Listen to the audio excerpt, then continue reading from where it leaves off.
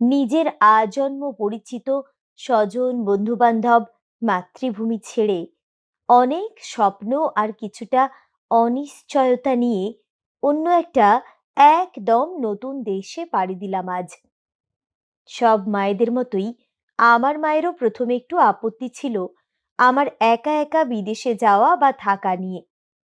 অবশ্য মায়ের আপত্তির কারণ আমি মেয়ে বলে খুব একটা ছিল না, বরং আমাকে এই সুদূরে এসে নিজের কাজকর্ম সব একা একা করতে হবে বলে। আমার বাবা ভীষণ বিত্তবান এবং সফল ইন্ডাস্ট্রিয়ালিস্ট। জন্মাবধি বাড়িতে দেখেছি প্রচুর সাহায্যের লোকজন। মা বা ঠাম্মি শুধু তাদের নির্দেশ দেন এবং অল্প বিস্তর খেয়াল রাখেন। ফলে গৃহকর্মনিপুণা আমি বা আমার বাড়ির কেউই নন।